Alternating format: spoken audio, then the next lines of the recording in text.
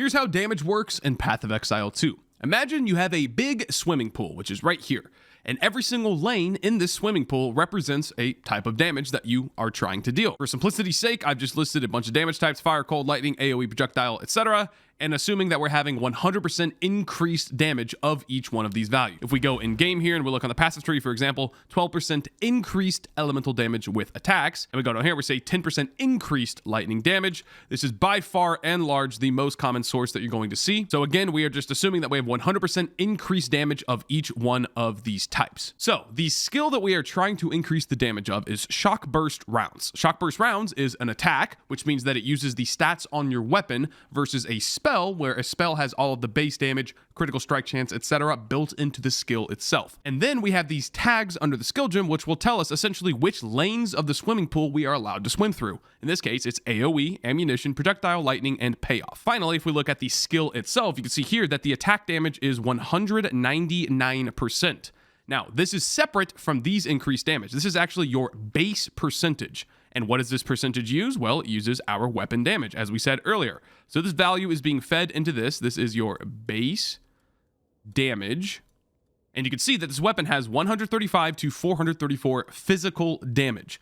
And if we go back to Shock Burst Rounds one more time, you see it converts 100% of physical damage to lightning damage. So for all intents and purposes, this 135 to 434 is being fed into Shock Burst Rounds. It's being increased to basically 200%, so it's doubling these values, and it's converting it over to lightning damage. Now, to easily represent what's happening here, we're essentially just going to take Shock Burst Rounds. I'm going to try and swim through the pool. Now, first off, do you see anything related to fire damage here on Shock Burst Rounds? No, you don't. So he tries to swim through fire. It doesn't work. So we're going to not allow this to happen. So fire damage is a no-go. Then we go down here to the cold lane. Is there any cold associated with this? No, there's absolutely no cold associated with this. So cold damage is a no-go.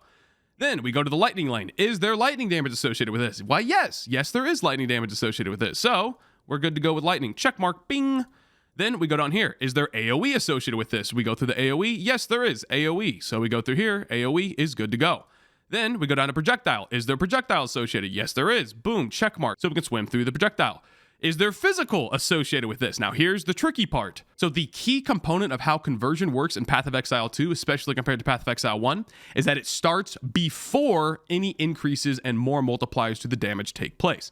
So in this case, the converts 100% of physical damage to lightning damage happens, and then Shock Burst Rounds tries to swim through the pool. So we already have converted 100% of our physical damage to lightning. Therefore, any additional increases to our physical damage are not going to apply to the skill. But moving on here to the last two, is it an attack? Obviously, yes, Shock Burst Rounds is an attack. So boom, we're good to go. Is it a spell? Right below that, obviously, no, it is not a spell. So Shock Burst Rounds is now finished swimming through the pool, and we can just look over here, just look at the X's versus the check marks. In this case, we have lightning, AoE, projectile, and attack, which means we're taking this 100%, this 100%, this 100%, and this 100% for a total of 400% increased damage. And if we just do some basic calculations here, so we're going to take our base damage on our weapon, which is 135. We're going to multiply it by 2, just for simplicity of calculation here. 199%, we'll just round it up 1 more percent for 2 times. So we're doubling the damage, the minimum. And then we're going over to a 400%, but I forgot to add something important here. This is plus 400%. It's not saying 400% of the value, like this is saying 199% of the original value. This is saying you're increasing it by 400%, which is essentially a 5 times increase. So this is our new minimum lightning damage with Shock Burst Rounds. So we go ahead and write this in right here. So it's dealing 1350. That's our new minimum damage. And then we do the same exact thing, but now for the maximum value of 434 here on the base damage, times 2 for the attack damage of the skill, and then times 5 for the increases that we have, which equates to a whopping 4,340 damage. So this is our final damage that is now going to be passed to anything else. But what other sources of damage could there possibly be? I mean, just a bunch of increased damage, right? That's all it works. Damage is damage. No. If we go over here, back into the game, for example, on Shock Burst Rounds, I have Concentrated Effect socketed, which says supported skills deal 40% more area damage. And we go back over here and we see, oh, look, Shock Burst Rounds is an AoE skill. What is that going to mean? That means that we're now taking this value right here and we're multiplying it by 1.4. That is 40% more. So for the top end damage, for example, if we multiply that by 1.4, we are now dealing 6,076 top end damage. damage. That's with a single 40% more multiplier. And if we want to keep like the water theme of the examples going on, you can think of each one of these more multipliers as a separate hot tub, right? So after Shock Burst Rounds is done swimming through the lanes of the pool, depending on the tags of the gym and whatever, he then gets out of the pool and he's looking at hot tubs now. So in this case, ooh, look at that, a juicy 40% more multiplier in a hot tub. I'm going to eat that up. Then, for example, we have this support gem, Primal Armament, which says you deal 25% more weapon elemental damage. Well, we already know that we're dealing all lightning damage, so we now know we fit the criteria for another 25% multiplier, which is 1.25. So all of a sudden, our top end damage, just from two separate sources, a 1.4 times and a 1.25 times, all of a sudden, our top end damage has skyrocketed to 7,595. Boom, boom, boom. That's huge. And again, this is just from two more multipliers. Furthermore, enemies have elemental resistances, and there are a ton of ways to get around enemy elemental resistances. For example, this node here, damage penetrates 15% of lightning resistance. That can also use something like a curse, such as conductivity, which says cursed enemies have minus 33% to lightning resistance. All of these are going to factor into our overall damage. For example, if an enemy is a boss, they probably have anywhere from 30 to 40% lightning damage. So instead of dealing 7,595 damage, we're actually being reduced by the enemy's resistance. So let's say they have 30% lightning res. Essentially, they're mitigating 30% of the damage, so we can multiply this final value by 0.7. Oops, all of a sudden, we're only now dealing 5,300 damage. Whereas, if we go back to the original 7,595 up here, and they have no resistances, we're dealing the full amount. This essentially means that by getting at least 30% lightning penetration, we are getting 30% more damage to that enemy. Furthermore, I want to stress that percent increased damage is not all technically the same. The vast majority of it is, but for example, if we have a node over here that says enemies in jagged ground you create take 10% increased damage, the keyword is take here.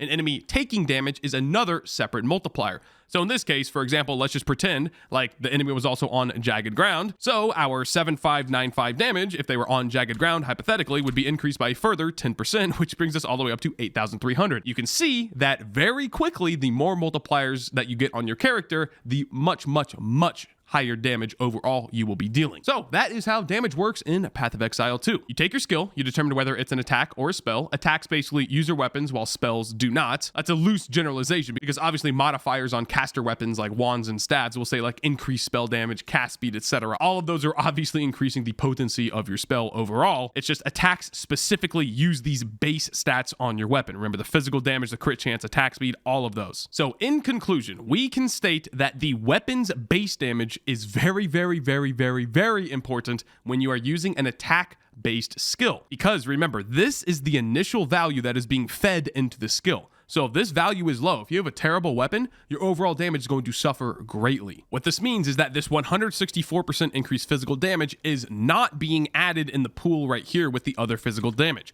It's simply increasing this value right here. This is the key difference between a local modifier, such as on your weapon, and a global modifier, such as from the passive skill tree. But anyway, to recap, you're taking your weapon's base damage, you're feeding it into the skill, whatever the percent damage of the skill is. Then you're going to apply all the modifiers from the skill. In this case, we're converting 100% fizz into lightning. Then we're going to take our skill and we're going to swim through the pool's lanes based on which damage types associate with the tags of the skill gem. So in this case, remember, it was AoE, projectile, lightning. So we swam through lightning, AoE, projectile, not physical because we converted 100% fizz into lightning, and attack, obviously, because shock burst rounds is an attack. We increased our base damage by this increased value, but to really scale it up, we then went through each separate more multiplier to our damage. Again, the keyword there is more. Anything that says that is a separate multiplier to the damage. Each one of those is a little hot tub that you're going to jump through individually versus increased damage. Everything is just added together in that one big pool. Hopefully this helped you guys visualize the damage in Path of Exile 2. If you follow build guides and you're just kind of wondering how things work, you haven't really thought about it before, essentially everything just comes down to getting as many multipliers as possible. Anyway, you can check out my stream at twitch.tv/WoolieGaming. And other than that, thank you for watching and I'll catch you in the next video.